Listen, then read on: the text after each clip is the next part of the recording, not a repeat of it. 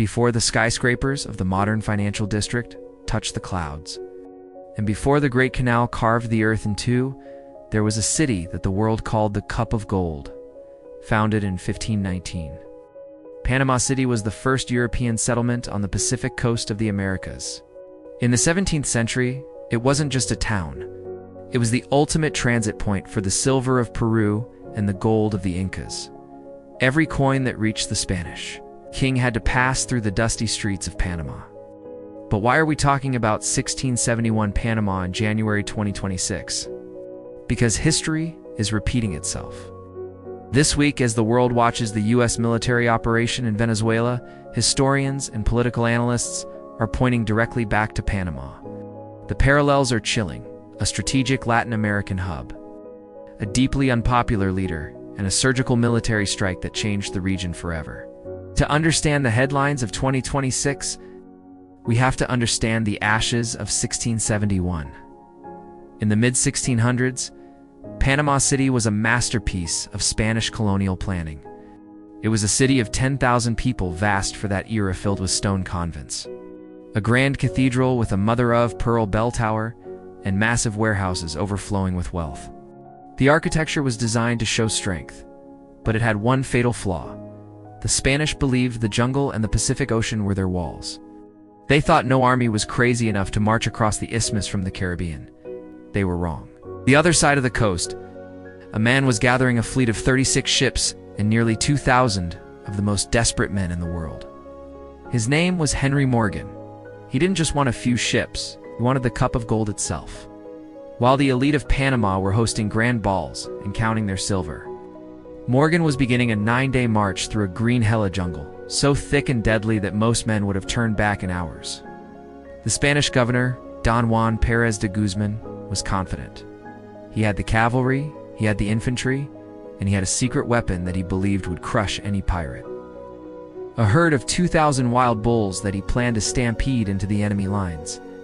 It was a battle of steel versus nature, and the prize was the richest city in the New World. As Morgan's hungry, exhausted men finally broke through the jungle canopy and saw the towers of Panama City shimmering in the distance, the bells of the cathedral began to toll not for prayer, but for the end of an era. The Spanish moved into their defensive lines, the bulls were readied for the charge, and the air grew heavy with the scent of gunpowder. The Cup of Gold was about to be shattered, but not in the way anyone expected. Because before the pirates could even touch the gates, the city began to burn from the inside. By January of 1671, the Spanish defenders of Panama City felt they held the ultimate advantage. They were well-fed, well-armed, and fighting on their own soil. In contrast, Henry Morgan's men were starving. They had been forced to eat their own leather belts and shoes during the jungle trek just to survive. The Spanish governor, de Guzman, looked at this ragtag group of pirates and saw an easy victory. He deployed his cavalry in the open fields, believing a single charge would wipe the heretics into the sea. But desperation is a powerful weapon. Morgan, a master tactician, did something the Spanish didn't expect. He ordered his men to take a knee and wait. When the Spanish cavalry charged, the pirates used their long-range buccaneer rifles with terrifying precision. Then, the governor released his secret weapon, the 2,000 wild bulls, expected a stampede to crush the pirate lines. But the noise of the gunfire and the screams of the wounded caused the animals to panic. Instead of trampling the pirates, the bulls turned around and charged directly into the Spanish infantry. The battle turned into a slaughter. The Spanish lines collapsed and the survivors fled back toward the city walls. This is where the story of Panama City takes its most controversial turn. As the pirates approached the gates, massive explosions rocked the city. Clouds of black smoke began to rise from the cereal warehouses and the residential districts. The Cup of Gold wasn't being captured, it was being erased. To this day, historians debate a single question: who set Panama City on fire? The pirates wanted the city intact so they could loot its treasures and hold its citizens for ransom. Burning it made no sense for them. Many believe it was actually Governor de Guzman himself who ordered the gunpowder magazines to be blown up. It was a scorched earth policy. If the Spanish couldn't have the wealth of Panama, the pirates wouldn't have it either. In an instant, 3 centuries of architectural beauty and the records of the Pacific trade were turned into ash. The fire raged for weeks, The grand stone structures, the convent of the Conception and the church of San Joseba, came hollow skeletons. The pirates spent nearly a month digging through the hot ruins, trying to find melted gold and silver in the debris. They tortured citizens to find hidden caches of jewels, but the true wealth of the city had already evaporated into the tropical sky. The city that had been the pride of the Spanish Empire was now a graveyard of blackened stone. The destruction was so total that the Spanish crown realized the site was cursed. They didn't even attempt to rebuild on the same ground. Instead, they moved the entire capital 5 miles down the coast to a rocky peninsula that was easier to defend. This left Panama Viejo, the original city, as a ghost town, a collection of ruins that still stands today as a silent witness to that violent January. But as we look at these ruins in 2026, we see a chilling parallel to modern urban warfare. When a city is pushed to the brink, it is often the defenders, not the invaders, who deliver the final blow to its heritage. By 1673, the Spanish Empire was forced to face a humiliating reality. Their cup of gold was a graveyard. But the silver of Peru still needed a port, and the crown could not abandon the isthmus. The decision was made to build a new Panama City, but this time the architecture would not be left to chance. They chose a rocky, jagged peninsula 5 miles west, a place surrounded by reefs that would rip the hull out of any pirate ship attempting a landing. This was the birth of Casco Viejo. This wasn't just a relocation. It was an architectural revolution born from trauma. If you visit Casco Viejo today, you see narrow, winding streets and high stone walls. This wasn't just for shade. The city was designed as a giant labyrinth. Every street was a kill zone where defenders could trap invaders. The Spanish spent an astronomical millions of pesos to build a massive seawall known as Las Bovedas, which turned the entire city into a literal island fortress. They had learned the hard way in 1671. Beauty without defense is a death sentence. The most fascinating architectural secret of this new Panama was the golden altar of the Church of San Jose.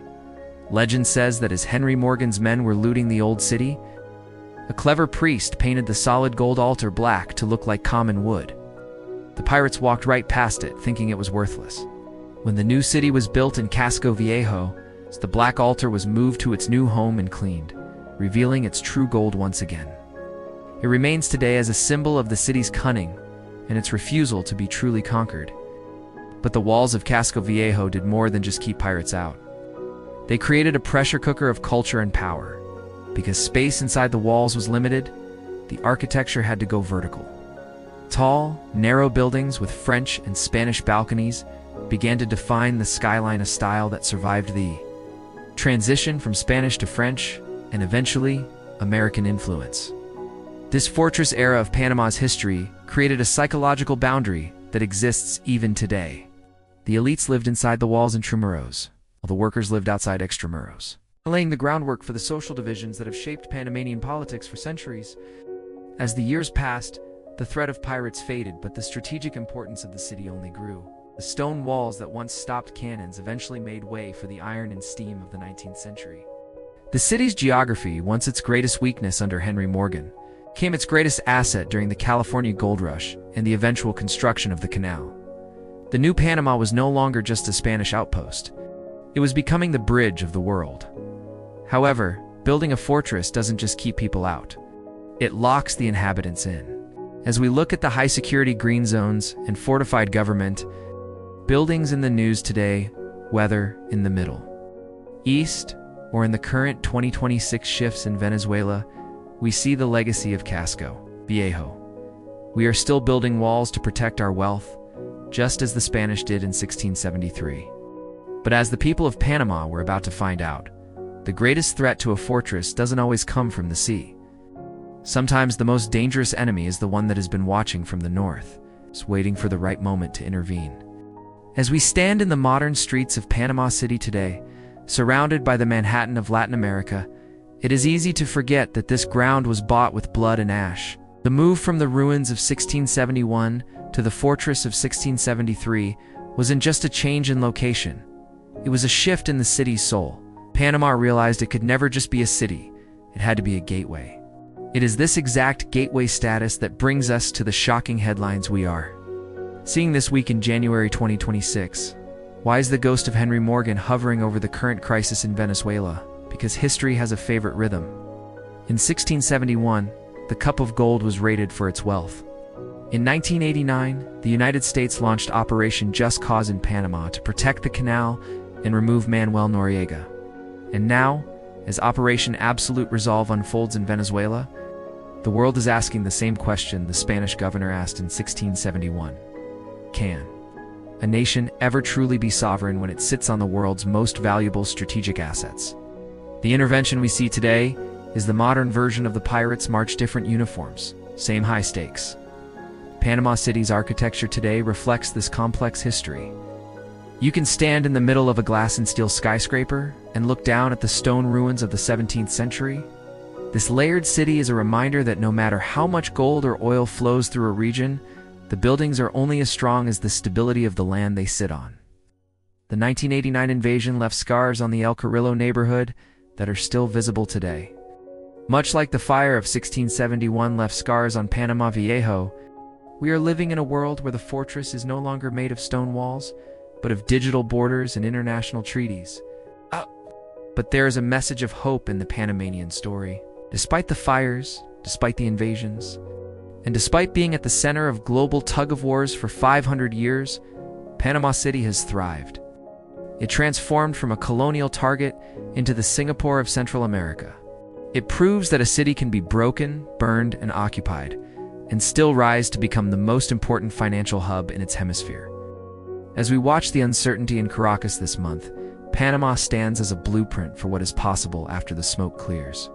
It shows that resilience isn't just about surviving the attack.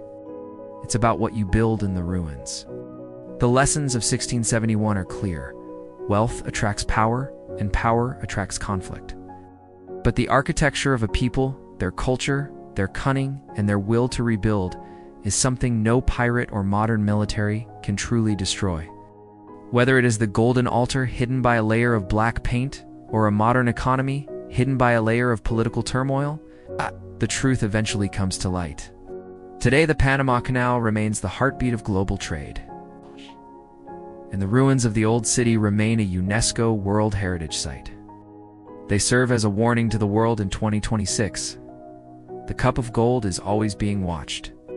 Thank you for joining us on this journey from the jungle paths of Henry Morgan to the high-stakes headlines of today. If you want to understand the secret history of the world's most strategic cities, don't forget to subscribe and turn on notifications. Every city has a story, and some stories are still being written in real time. Until next time, keep your eyes on the horizon